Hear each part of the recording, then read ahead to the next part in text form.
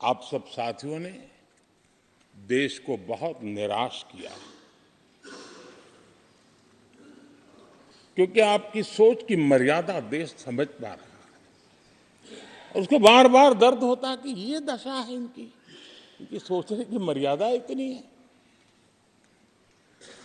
आदरणीय अध्यक्ष जी, नेता तो बदल गए, लेकिन टेप रिकॉर्डर वही बज रही है, वही बातें, कोई नई बात आती नहीं, और पुरानी ढपली और पुराना राग वही चलता रहता है आपका। चुनाव का वर्ष था, थोड़ी मेहनत करते, कुछ नया निकाल करके लाते, जनता को जरा संदेश दे पाते, उसमें भी फेल गए आप।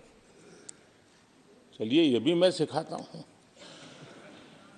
आदरणीय अध्यक्ष जी,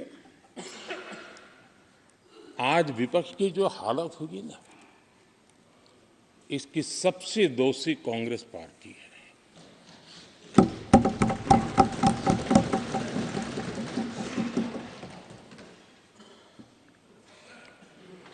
कांग्रेस को एक अच्छा विपक्ष बनने का बहुत बड़ा अवसर मिला, और 10 साल कम नहीं होते, लेकिन 10 साल में उस दायित्व को निभाने में भी वे पूरी तरह विफल गए। और जब खुद विफल हो गए तो विपक्ष में और भी होनहार लोग हैं, उनको भी उभरने नहीं दिया, क्योंकि फिर मामला और गड़बड़ हो जाए। इसलिए हर बार यही करते रहे कि और भी विपक्षी जो तेजस्वी लोग हैं उनको दबा दिया जाए।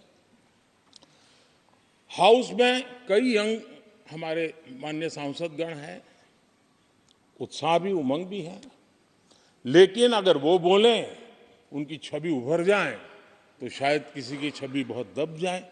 उस चिंता में इस यंग जनरेशन को मौका न मिले, हाउस को ही चलने नहीं दिए गए।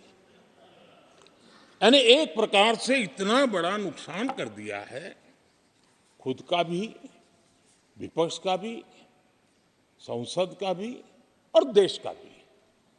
और इसलिए, और मैं हमेशा चाहता हूं कि देश को एक स्वस्थ अच्छे विपक्ष की बहुत जरूरत है।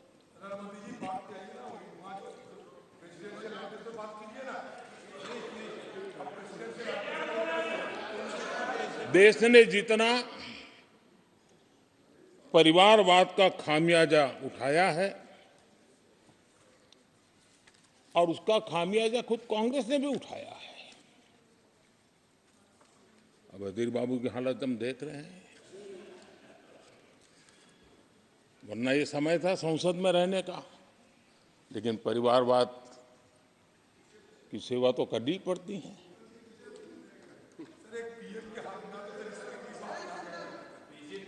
आदरणीय अध्यक्ष जी, अब हालत देखिए, हमारे खरगे जी इस सदन से उस सदन शिफ्ट हो गए, और गुलाम नबी जी तो पार्टी से ही शिफ्ट कर गए।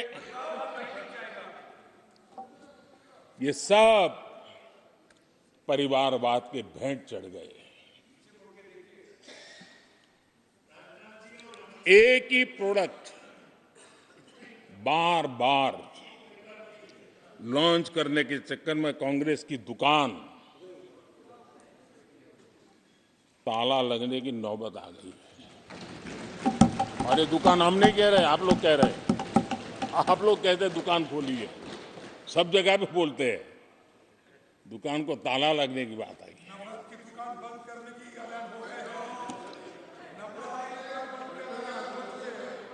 यहां हमारे दादा अपनी आदत छोड़ नहीं पाते हैं, वो वहां से बैठे बैठे कमेंट कर रहे हैं परिवारवाद की। मैं जरा समझा देता हूं, आज माफ करना अध्यक्ष महोदय, मैं जरा समय ले रहा हूं। आज हम किस परिवारवाद की चर्चा करते हैं? अगर किसी परिवार में अपने बलबूते पर जन समर्थन से एक से अधिक अनेक लोग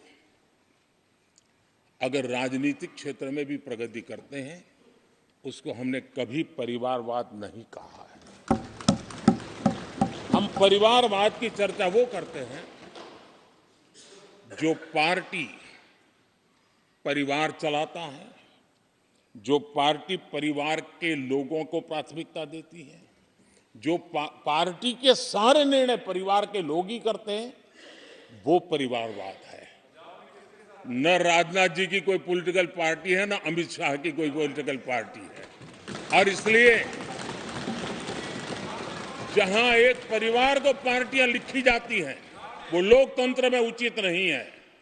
लोकतंत्र में पार्टी உடனுக்குடன் செய்திகளை தெரிந்து கொள்ள சன் நியூஸ் பெல் ஐகானை கிளிக் பண்ணுங்க.